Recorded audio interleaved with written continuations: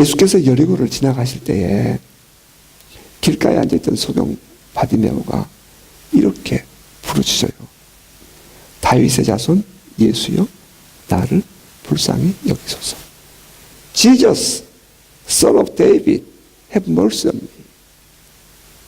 Jesus, son of David, 다윗의 자손 예수여, have mercy on me. 나에게 긍휼을 베푸소서.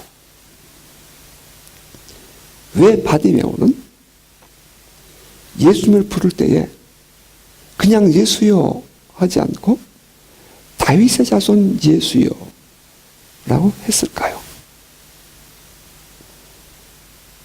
당시 이스라엘 사람들은 메시아 곧 그리스도가 다윗의 자손으로 오신다 라고 믿었기 때문입니다. 이때 그 다윗의 자손이라는 것은 다윗의 가문에서 태어난 사람들 중에 한 사람, 그런 뜻이 아니라 그 앞에 son이라는 단어가 캐피털 문자가 돼야 돼요. 대문자가 돼야 돼요. 다시 말하면 특별한 그 아들이라는 뜻이죠. 다윗의 자손 가운데 특별한 그 아들을 통해서 그 아들이 곧 메시아다 하는 그런 의미가 있습니다. 다윗의 자손 예수여라는 말은 다시 말하면 그리스도 예수여, 메시아 예수여, 그런 뜻입니다. 여러분, 나사렛 출신의 젊은 사람 예수에게 다윗의 자손 곧 메시아라고 부르는 것은 엄청난 신앙 고백이었습니다. 그리스도가 오시면 우리를 구원하시리라. 참고로 메시아라는 단어는 히브리어고 그리스도라는 단어는 헬라어입니다. 같은 뜻이에요. 기름 부음 받은 자. 그리스도가 오시면 우리를 구원하시리라. 그리스도가 오셔서 우리를 건져주시리라. 이것이 이스라엘 사람들의 신앙이었고 고백이었잖아요. 그래서 그들은 늘 이 그리스도가 오시기만을 고대합니다. 언제 오실까? 어떻게 오실까? 이스라엘 사람들은 그분의 오심만을 기다리면서 살았습니다. 그 유대 랍비들은 내려오는 전승과 그 구약 성경을 연구하면서 그리스도의 오심에 대해서 찾고 기다렸습니다. 그들이 찾아낸 그 성경상에 메시아 곧 그리스도의 이름이 있는데 그것이 다윗의 자손 son of David 그리고 the son of man 인자 the son of God 하나님의 아들이라는 것입니다. 그 중에 중요한 하나의 예언 다윗의 자손에 대한 언약 카버넌트의 그 기초가 되는 성구가 바로 우리가 읽었던 사무엘하서 7장 14절입니다. 나는 그에게 아버지가 되고 그는 내게 아들이 되리니. 여러분, 우리는 하나님을 아버지라고 지금은 불러요. 그런데 이것이 왜 그렇게 중요한 의미가 있는가 하는 것입니다. 그것은 말씀 중에 다시 깨닫게 되기를 바랍니다. 자, 이 구절에서 유대 랍비들은 메시아는 다윗의 자손에서 나온다라고 말했고 그렇게 믿었습니다. 유대인들은 그리스도는 다윗의 자손으로 오신다. 그렇게 쭉 계속해서 전승해 내려옵니다. 다윗이 하나님의 은혜를 입고 모든 원수를 무찌르고 나라가 평안해졌을 때였습니다. 성경은 이렇게 기록하죠. 본문 1절 2절입니다. 여호와께서 주위의 모든 원수를 무찌르사 왕으로 국내에 평안히 살게 하신 때에 왕이 선지자 나단에게 이르되 볼지어다 나는 백항목 궁에 살거늘 하나님의 궤는 휘장 가운데 있도다. 다윗 왕이 하나님의 법궤를 모셔온 우리가 함께 그토록 길게 묵상했던 다윗의 장막이 바로 이 앞에 6장에 기록되어 있습니다. 그리고 하나님의 법궤를 모셔온 다윗, 그리고 그 이후에 나라가 평안해지고 이제 그의 삶이 안정되었을 때에 그는 나단 선지자를 불러서 이렇게 말합니다. 볼지어다 나는 백향목궁에 살거늘 하나님의 궤는 휘장 가운데 있도다. 이 말의 뜻을 나단 선지자는 알았습니다. 여호와께서 왕과 함께 계시니 마음에 있는 것을 행하소서. 다윗은 하나님의 성전을 지어드리고 싶었습니다. 자기는 백향목 궁에 살면서 하나님의 법궤를 휘장 안에 둔 것이 마음이 아팠습니다. 그래서 나단 선지자를 불러서 그렇게 말한 것이었습니다. 그리고 그날 밤이었죠. 하나님의 말씀이 나단 선지자에게 임했습니다. 그것이 오늘의 본문입니다. 가서 내 종 다윗에게 말하기를 여호와께서 이와 같이 말씀하시되 내가 나를 위하여 내가 살 집을 건축하겠느냐. 내가 이스라엘 자손을 애굽에서 인도해 내던 날부터 오늘까지 집에 살지 아니하고 장막과 성막 안에서 다녔나니 이스라엘 자손과 더불어 다니는 모든 곳에서 내가 내 백성 이스라엘을 먹이라고 명령한 이스라엘 어느 지파들 가운데 하나에게 내가 말하기를 너희가 어찌하여 나를 위하여 백향목 집을 건축하지 아니하였냐고 말하였느냐. 이 말씀은 하나님이 나단 선지자에게 다윗으로 말미암아 감동되어서 하신 말씀이었어요. 나는 지금까지 어느 지파에게도 나를 위하여 백향목으로 집을 지으라고 한 일이 없어. 또 어느 누구에게도 또 어느 누구도 나를 위해서 성전을 지을 생각을 가진 사람이 없어. 그런데 있잖아, 다윗이 나를 위해서 성전을 건축할 마음을 먹었구나.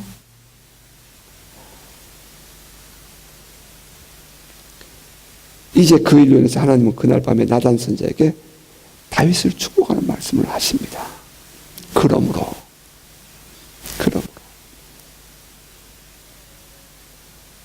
이제 내 종 다윗에게 이와 같이 말해라. 좀 쉽게 제가 설명할게요. 읽을게요. 만군의 여호와께서 이와 같이 말씀하시기를 내가 너를 목장 곧 양을 따르는 데서 데려다가 내 백성 이스라엘 주권자로 삼았고 내가 가는 모든 곳에서 내가 너와 함께 있어서 내 모든 원수를 내 앞에서 멸하였은즉 땅에서 위대한 사람들의 이름같이 너의 이름을 위대하게 만들어주겠다. 내가 목장에서 목동으로 일하고 있었을 때에 내가 너를 불러서 왕을 삼았고 내가 가는 모든 곳에서 내가 너와 함께 있어서 내 모든 원수를 멸하였으니 땅에 있는 모든 위대한 사람들처럼 내 이름을 위대하게 만들어 주리라. 여러분, 다윗은 한낮 저 시골에서 양치는 목동이었어요. 생각해 보세요.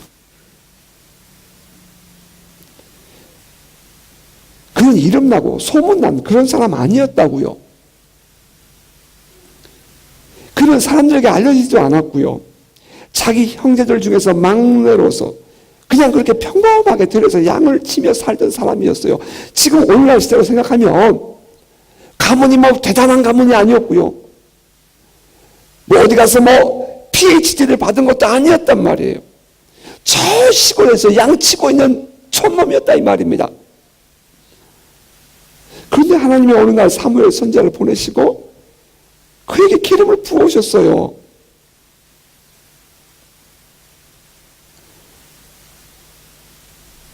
그의 형들이 더 보기 좋았잖아요. 근데 하나님이 아니라고 하잖아요.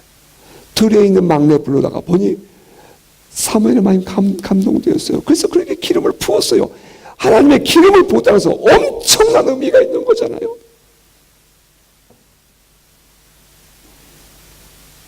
자, 그런데 여기서 우리가 좀 깜짝 놀라고 보아야 할 일이 생겨요. 성령이 그에게 함께하는 삶,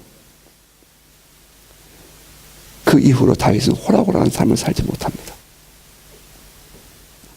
하나님이 함께하는 그는 블레셋 장수 골리앗과의 싸움을 이겼지요.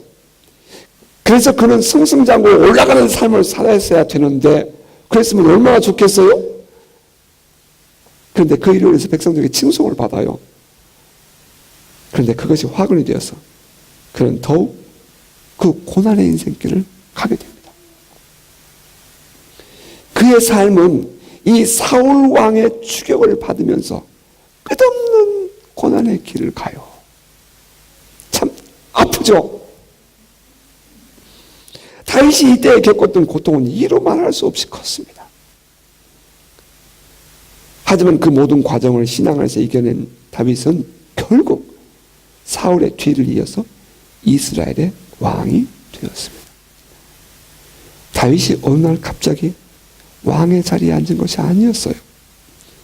본래 그는 저 들녘에서 양을 치던 목동이었습니다. 목자였어요. 그러던 그가 어느 날 한 나라의 왕이 되었습니다. 대단한 인생의 변화지요. 과정이 힘들고 어려웠지만 그 훈련을 통하여 그는 위대한 인물이 된 것입니다. 생각해 보십시오. 다윗이 겪었던 고통은 참으로 감당하기 어려웠습니다. 억울하고 분통이 터지는 일이었습니다. 종종 우리도 억울한 고통을 당할 때가 있습니다. 정말 숨이 넘어갈 것 같은 아픔을 겪을 때도 있어요. 이때 우리가 회복해야 할 것이 있습니다. 그것은 신앙입니다. 하나님을 신뢰하고 하나님을 따르는 신앙만큼은 절대로 양보되어서는 안 되는 것입니다. 하나님을 사랑하는 마음, 하나님을 하나님 되게 하나님의 영광만큼은 반드시 지키리라는 결단이 있어야 하는 것입니다. 그리고 다윗처럼 하나님의 손에 맡기는 것입니다. 사울왕이 그토록 다윗을 힘들게 했습니다. 그때 다윗이 보여준 것은 하나님을 신뢰하고 하나님을 인정하는 삶을 사는 것이었습니다. 하나님께 맡겼을 때에 하나님은 다윗의 손으로 원수를 갚게 하지 않았습니다. 하나님이 직접 해결해 주셨습니다. 그리고 억울한 고통을 당할 때에 우리가 가져야 할 또 하나의 생각은 이것은 과정이라는 사실을 인정하라는 것입니다. 지금 당하고 있는 고통이 아무리 커도 이것은 반드시 끝이 오리라 하는 사실을 믿어야 합니다. 만약 지금 당하고 있는 고통이 끝이 없다면 이것은 지옥입니다. 그러나 성경에 보여주는 수많은 간증들은 고통은 반드시 끝이 온다 말합니다. 그 속에 있을 때는 숨이 넘어갈 것 같고 곧 죽을 것 같아도 막상 그 과정에 지나고 나면 그것도 하나님의 섭리가 있었다는 사실을 깨닫게 될 것입니다. 고통의 과정 속에 있을 때는 쉽지 않습니다. 다윗이 당했던 고통을 생각해 보면 그는 미친놈처럼 침을 질질 흘리면서 원수 블레셋 왕 앞에 나가서 미친 짓까지 하였습니다. 정말 숨 넘어가는 순간이었습니다. 하지만 그것도 과정이었습니다. 우리의 인생을 보면 항상 좋은 날만 있는 것은 아닙니다. 힘들고 어려운 날도 있습니다. 하지만 그 성경이 우리에게 보여주고 있는 모든 내용은 고통은 반드시 끝이 있다 하는 것입니다. 다윗은 그런 어려운 과정을 통해서 한낱 목동에서 한 나라의 왕이 되었습니다. 그런데 이 일을 설명하고 있는 하나님이 이렇게 말씀하셔요. 내가 너를 목장 곧 양을 따르는 데에서 데려다가 내 백성 이스라엘의 주권자를 삼았다. 다윗의 입장에서 본다면 그가 그동안 당했던 수많은 아픔들을 이기고 여기까지 왔는데 말입니다. 하나님 말씀하시는 내가 너를 이스라엘 백성의 왕을 삼았답니다. 이게 말이 됩니까?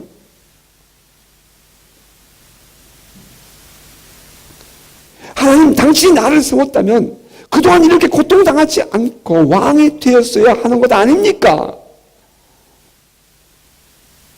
라고 따지고 싶은 것이 우리들의 마음 아닐까요? 하지만 하나님은 내가 너를 세웠다 라고 말씀하고 계시다는 사실, 우리는 주목해야 할 필요가 있습니다.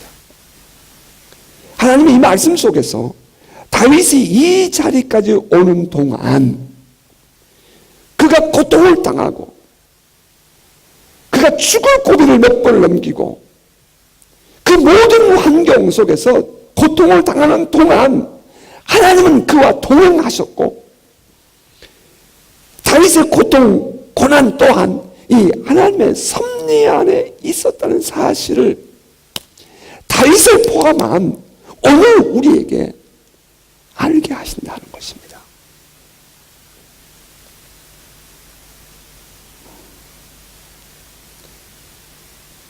성경도 우리 본문 10절 11절에 이렇게 하나님이 축복하죠. 내가 또 내 백성 이스라엘을 위하여 한 곳을 정하여 그를 심고 그를 거주하게 하고 다시 옮기지 못하게 하며 악한 종류로 전과 같이 그들을 해하지 못하게 하여 전에 내가 사사에게 명령하여 내 백성 이스라엘을 다스리던 때와 같지 않게 하고 너를 모든 원수에게서 벗어나 편히 쉬게 하리라.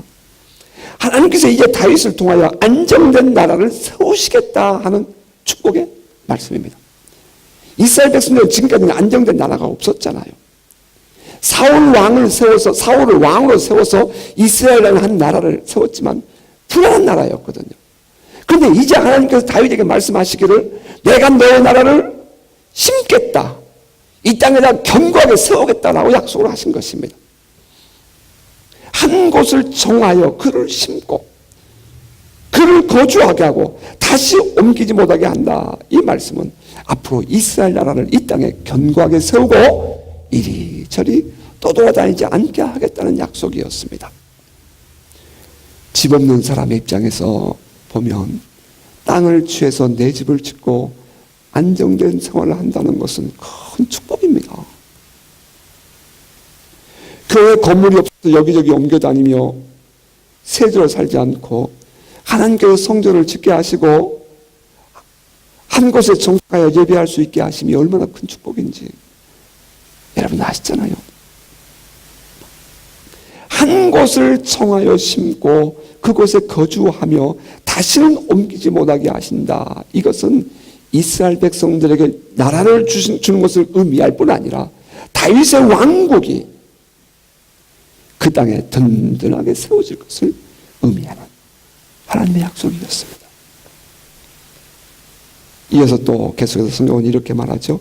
여호와가 또 내게 이르노니 여호와가 너를 위하여 집을 짓고 너의 수완이 차서 너의 조상들과 함께 누울 때에 내가 너의 몸에서 내 씨를 내 뒤에 세워 그의 나라를 견고하게 하리라. 그는 내 이름을 위하여 집을 건축할 것이요 나는 그의 나라 왕위를 견고하게 영원히 견고하게 하리라. 나는 그에게 아버지가 되고 그는 내게 아들이 되리니 그가 만일 죄를 범하면 내가 사람의 매와 인생의 채찍으로 징계하려니와 내가 내 앞에서 물러나게 한 사울에게서 내 은총을 빼앗은 것처럼 그에게서 빼앗지는 아니하리라. 내가 너를 위하여 집을 짓고 너의 몸에서 나올 씨를 통해 그 나라를 견고하게 하리라. 이스라엘의 초대 왕 사울의 가문은 왕위를 계승하지 못하고 한순간에 끝나버립니다. 사울 왕의 아들 요나단이 사울 왕과 함께 같은 전쟁터에서 죽어버립니다. 그런데 다윗에게는 하나님 말씀하십니다. 너의 나이가 차서 너의 조상들처럼 죽을 때에 너의 몸에서 내 씨를 내 뒤에 세워 그의 나라를 견고하게 하리라. 다윗 왕의 가문은 무너지지 않고 세워지리라 하는 약속이에요. 이 약속은 솔로몬에게서 성취됩니다. 그리고 그의 후손들에게 성취되죠. 그리고 그 하나님의 약속대로 그가 하나님의 이름을 위하여 성전을 건축합니다. 다윗 왕이 세우고 싶었던 성전을 솔로몬 왕이 세우는데 이것은 하나님의 약속이었습니다. 그리고 나서 하나님이 다윗에게 아주 귀한 약속을 주셨어요. 나는 그에게 아버지가 되고 그는 내게 아들이 되리라. 이 말씀이 그 유명한 다윗의 자손 언약입니다. 카브넌트. 이 말씀의 첫 번째 의미의 수혜자는 물론 솔로몬 왕이었습니다. 여러분, 이스라엘 백성들은 성경을 쓰다가 여호와라는 이름 혹은 하나님이라는 단어가 나오면 붓을 물에 빨았습니다. 그리고 쑥 기록하다가 그 이름이, 하나님의 이름이 나오면 도중에서 페이지를 바꿔서 새로운 종이를 갖다 놓고 하나님을 맨 앞에다 썼습니다. 그만큼 하나님은 크신 분이었습니다. 유대인들이 감히 하나님을 아버지라고 부를 수 없는 존재였어요. Holy, Holy, Holy is highest 한 분이었어요. 그런데 그 하나님이 스스로 말씀하시기를 내가 그에게 아버지가 되어주겠다는 것입니다. 엄청난 변화예요. 지금까지 성경이 기록되어 있는 모든 내용 가운데 첫 번째 하나님의 약속입니다. 우리는 하나님을 그냥 아버지라고 부르잖아요. 그죠? 아니요. 하나님이 다윗에게 너의 몸에서 날 싫어하여금 내가 그에게 아버지가 되고 그가 내 아들이 되라 하는 이 하나님의 언약은 이건 세상 천지가 개벽하는 그런 일이었어요. 그런 말씀이었어요.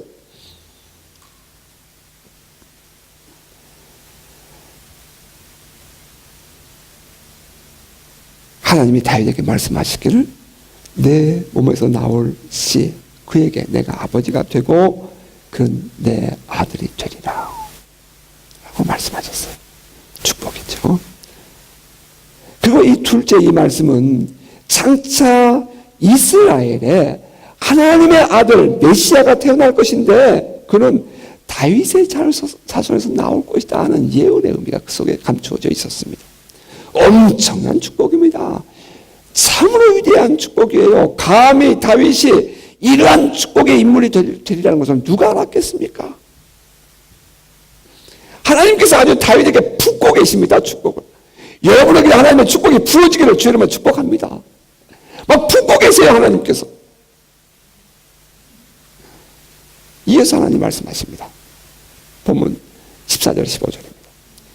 그가 만일 죄를 범하면 내가 사람의 매와 인생의 채찍으로 징계하려니와 내가 너의 앞에서 물러나게 한 사울에게서 내 은총을 빼앗은 것처럼 그에게서 빼앗지는 아니하리라. 말씀을 묵상하다 저는 이 부분에서 멈출 수밖에 없었어요. 아니 왜 사울은 안 되고 다윗은 됩니까?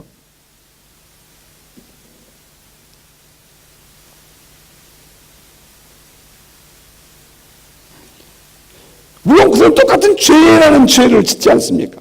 물론 똑같은 죄는 아니에요. 항목이. 하지만 죄를 짓는 거예요. 그런데 사울은 안 되고 다윗은 된다는 거예요. 성경을 읽어보면. 여러분 어떻게 생각하세요? 한 주 내내 이것 때문에 갈등을 하고 몸부림을 치고 기도를 하고 저는 그랬어요. 여러분 한 번쯤은 생각해 보십시오.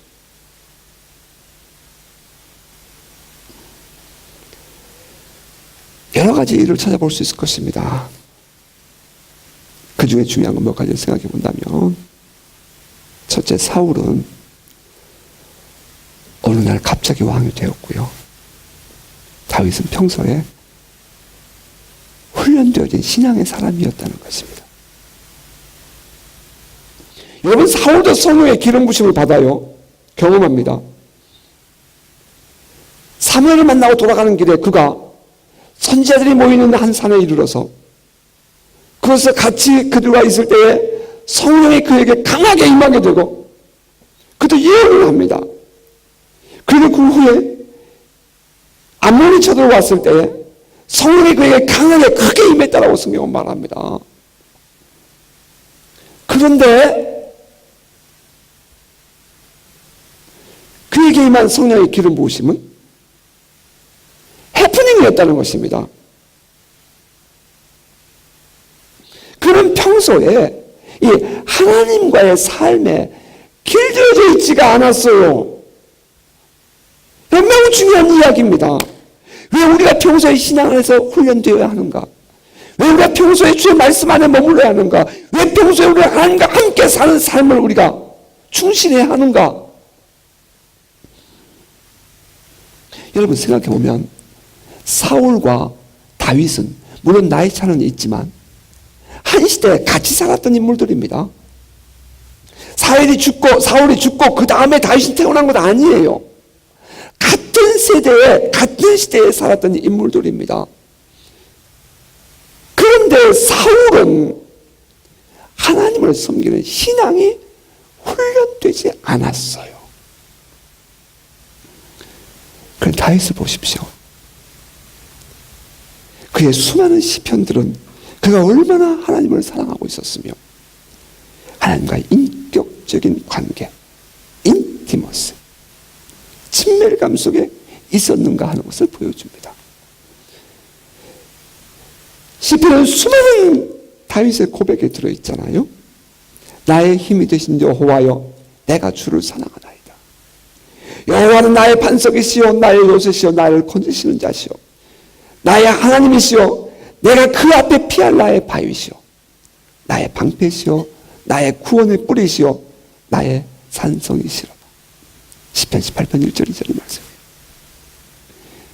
정말 하나님을 그는 살아계신 하나님을 만나고 그분과 사랑의 교제를 하고 있었다 이 말입니다. 그는 또 이렇게 고백했어요. 여호와는 나의 목자시니 내게 부족함이 없으리로다. 그가 나를 푸른 풀밭에 누우시며 쉴 만한 물가로 인도하시는도다. 내 영혼을 소생시키시고 자기 이름을 위하여 의의 길로 인도하시는도다. 내가 사망의 음침한 골짜기를 다닐지라도 해를 두려워하지 않을 것은 주께서 나와 함께 하심이라. 주의 지팡이와 막대기가 나를 안위하시나이다. 주께서 내 원수의 목전에서 내게 상을 차려주시고 기름을 내 머리에 부으셨으니 내 잔이 넘치나이다. 내 평생의 선하심과 인자하심이 반드시 나를 따르리. 내가 여호와의 집에 영원히 거하리로다.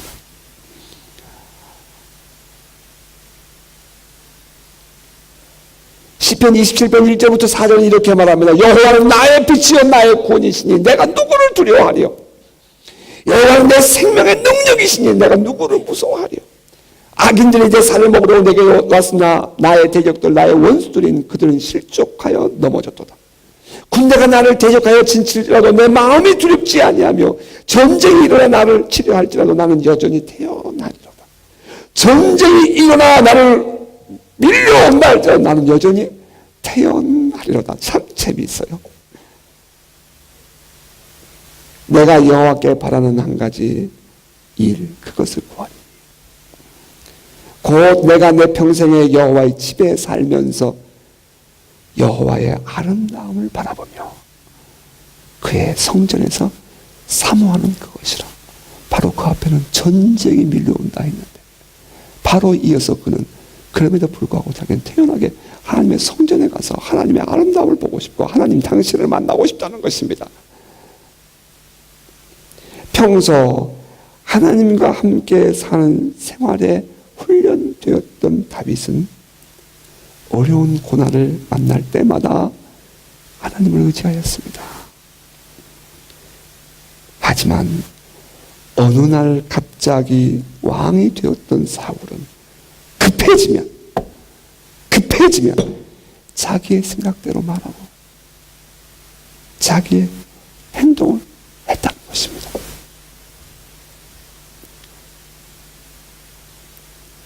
둘째는 두 사람이 사는 삶의 방법이 달랐습니다. 두 사람이 사는 방법이 달랐어요.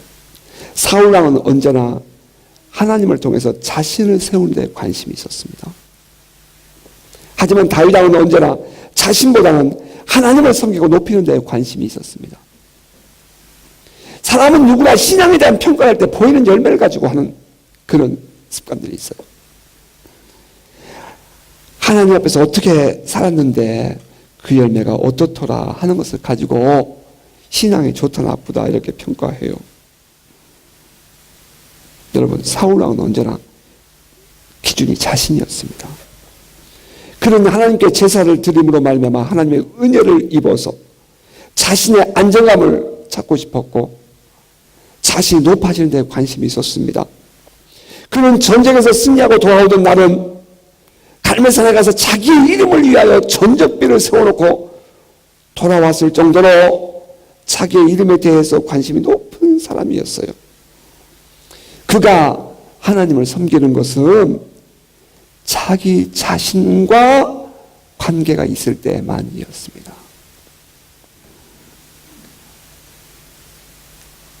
따라서 하나님을 섬기는 것 때문에 혹은 하나님을 따르는 것 때문에 하나님의 말씀을 따르는 것 때문에 하나님의 영광을 내가 추구하는 것 때문에 그에게 다가오는 고통이나 환난은 사울의 몫이 아니었어요. 그것은 오히려 신앙을 버릴 수 있는 조건이 되었습니다. 하지만 다윗 왕 보십시오. 다윗 왕은 환난이나 고통이 다가왔을 때도 여전히 하나님을 생각했습니다. 아니, 오히려 하나님을 믿고 따르다가 고통이 그에게 찾아오면 그것을 오히려 믿음으로 극복해냈습니다. 한 걸음 더 올라서는 신앙으로 승화됩니다. 신앙생활하면서 우리가 만나는 중요한 질문 하나는 자신을 버리고 하나님을 따르며 섬길 것인가?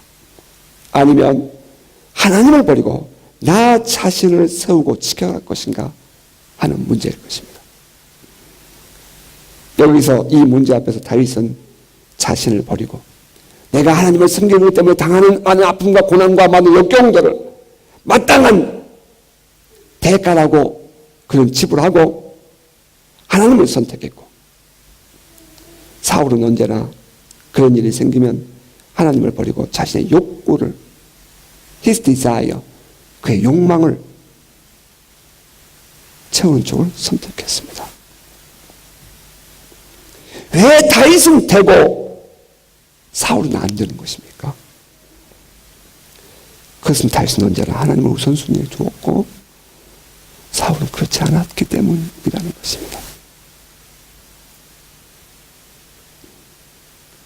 그리고 셋째는 사울도 넘어지고 다윗도 넘어지는데 사울은 의도적이었고 다윗은 순간적이었다는 것입니다. 성경은 살인자를 다루는 데 있어서 중요한 기준이 있습니다. 살인자가 의도적으로 살인을 하였느냐 아니면 우발적으로 살인을 하였느냐 하는 데 따라서 성경은 달리 트리트먼트, 취급합니다. 우발적으로 사고를 쳤으면 도피성이라는 것을 하나님이 만들어주시고 그것에 올라가는 자들을 하나님이 구원하셨습니다. 하지만 의도적으로 사고를 치고 도피성으로 도망가면 하나님은 도피성까지 쫓아가서 그에게 벌을 주셨습니다. 살인도 똑같았습니다. 사울왕은 사무엘 선지자에게 책망을 들을 때마다 변명을 합니다. 이것은 다시 말하면 이유가 있었다 하는 것입니다. 그 말의 속뜻은 그가 의도적으로 하나님 앞에서 말씀을 거스르고 죄를 범했다 하는 것을 의미합니다. 그러나 다윗을 보세요. 다윗은 나단 선지자로부터 책망을 받았습니다. 그때 그는 변명하지 않았어요. 그는 곧 무릎을 꿇고 회개합니다. 그리고 들어가서 침상이 썩도록 회개를 합니다. 그리고 시편에 수없는 많은 구절들이 남아있습니다. 다윗 왕이 말년에는 백성들의 수를 계수하는 날이 있었습니다. 이 일은 하나님 앞에서 죄가 되어서 하나님의 징계를 불러오는 그러한 동기가 되었습니다. 그때도 다윗은 하나님을 의지하고 하나님의 손에 당신의 삶을 맡깁니다. 세상 눈으로 바라보면 말입니다. 어쩌면 다윗 왕의 범죄는 사울 왕보다 더 많았다고 볼 수도 있어요. 바세바를 취한 이후에 그것을 감추기 위해서 그의 남편 우리아를 죽이기까지 합니다. 임재를 더해요. 자기를 감추기 위해 수단과 방법을 가리지 않는 행동을 해요. 그런데도 불구하고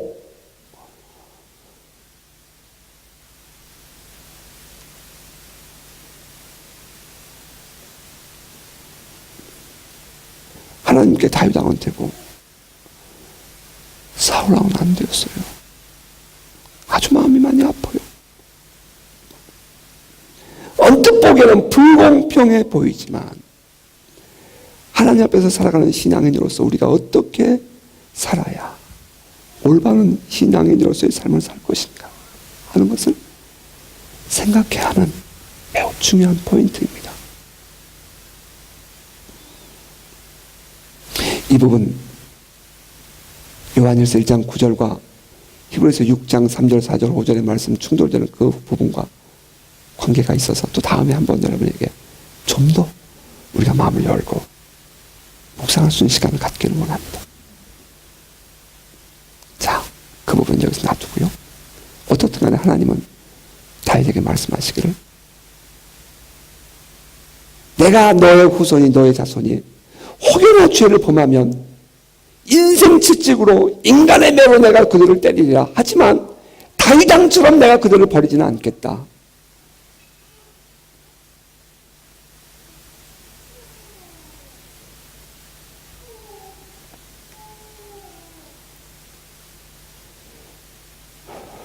자, 다시 본문으로 돌아가 보면 하나님께서 이처럼 엄청난 축복, 영원한 언약을 주시는 동기가 어디에 있었습니까? 하나님께서 이처럼 감동되어서 다윗을 축복하게 된 동기는 무엇이었죠? 볼지어다 나는 백향목 궁에 살거늘 하나님의 괴는 휘장 가운데 있도다.